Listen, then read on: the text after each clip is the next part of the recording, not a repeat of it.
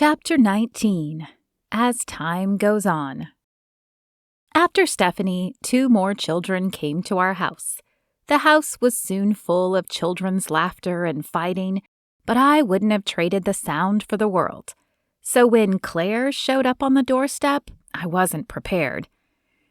"Hi, I wanted to tell you in person, but James's mother is getting released next week, and James will be returning home." Her stoic face told me that this was often her least favorite part of the job. My heart broke. Losing James was almost like losing Isaac all over again. But I had known when we started this process that it might happen. "Can I tell him?" I asked. "I'll be back for him next Wednesday. You have until then." Claire turned and walked back down the porch. With the door shut, I rolled back to the backyard where James and the other children were playing. "Lord, give me strength," I said. I watched them play until it was time to call them in for lunch. When Henry came home that afternoon, I met him on the front porch. "Uh-oh, what's wrong?" he asked upon seeing my face. "Claire came by today. James's mother is being released next week." Henry sighed and ran a hand over his forehead. "I knew it wasn't forever, but I guess I had hoped it would be longer," he said. "I know it's selfish, but I had hoped it would be forever. I feel like we've all become a family, and I don't want to lose him." Henry grabbed my hands, and together we prayed for strength and for the will of God to be done regarding James.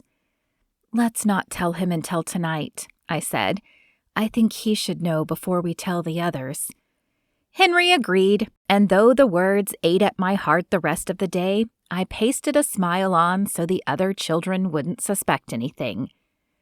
As we sat at the dinner table, I focused on James, wondering how different our lives would be without him in it.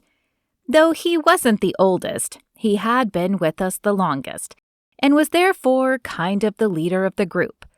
As I looked from Matthew to Jesse, I wondered if one of them would step up and be the new leader.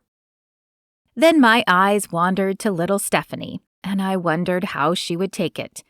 She and James had bonded, almost like real siblings, and as she was so young, I worried that it would hit her hard.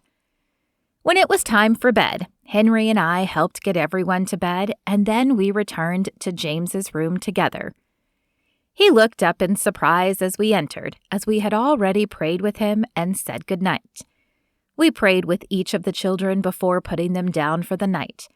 Because we had no idea what they might return to, we wanted to be sure they at least had some knowledge of Jesus to help them through. "James, we need to tell you something," Henry said as we approached his bed. "What is it?" James asked, his chocolate brown eyes jumping from Henry to me.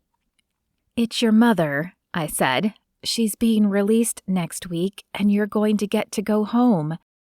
I don't know what reaction I expected, but it wasn't the expressionless face that stared back at me. "I suppose I don't have a choice," he said. "You don't want to go back?" I asked. The eyes he turned on me were so much older than his 7 years. "I love my mom, but she'll just go back to drugs, and I'll wind up in care again. Do you think I'll be able to come back here?" I glanced at Henry, who was fighting the same struggle with emotion that I was.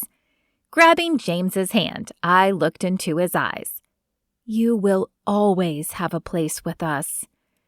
We told the other 3 children the next day, and Stephanie burst into tears and clasped onto James's leg with a death grip. "You can't go," she said. "I'll miss you too much." "I'll miss you too, Stephanie, but I'll leave you my planet comforter to remember me by, okay?" Tears stung my eyes as I watched the exchange. I wondered if it was this hard every time, or if someday we'd get so used to it that it wouldn't faze us. Stephanie spent every moment she could with James over the next few days. And Tuesday night, Henry and I helped pack his little suitcase. I shoved in as many clothes as I could since I didn't know what he was going back to. Then Henry and I each penned a heartfelt letter to him in his planet book, so he'd have a memory of us whenever he looked in the book. "I'm scared," he said as we finished praying. "There's nothing to be scared of," I said. "You're going home, and God will protect you. You hear?"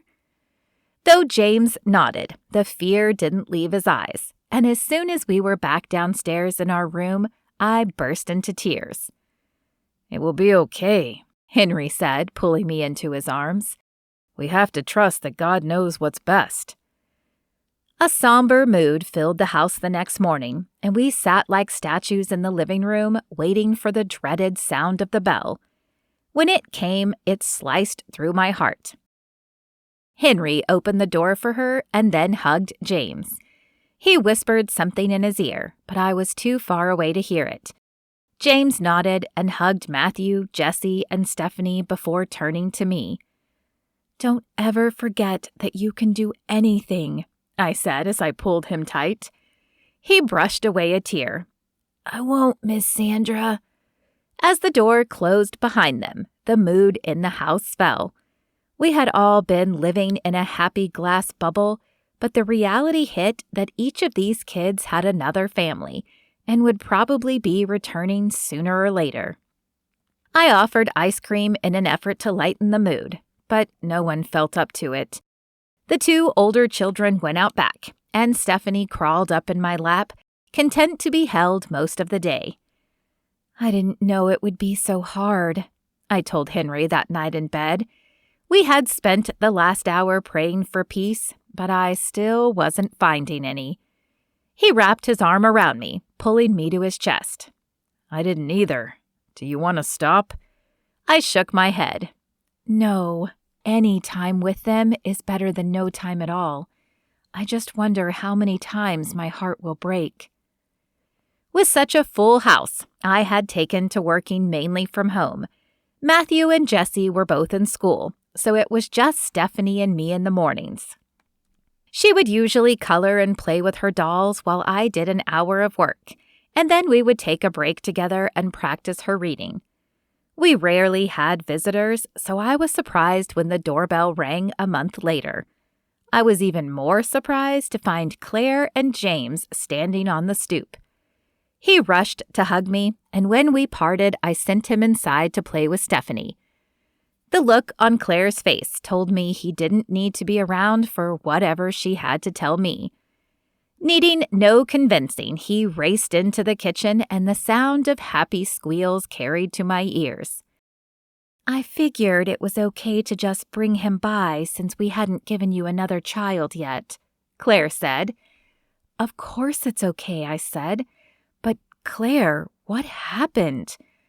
"His mother went right back to using when she got out. I suspected it on my first home visit, but I couldn't find any evidence. Evidently, the man she was seeing was a dealer, and they shorted a customer. The retaliation was a hit. James's mother and the dealer were involved in a suspicious auto accident yesterday." My hand flew to my mouth. "Does James know?" She nodded. "He does. I had to tell him when I picked him up from school yesterday. He's holding it together quite well, but you may need to have him see a counselor." "Absolutely. We'll do whatever needs to be done." "There's more," she said. "He no longer has any family, so he's available for adoption if you and Henry are interested." I barely registered the rest of her words after she said adoption.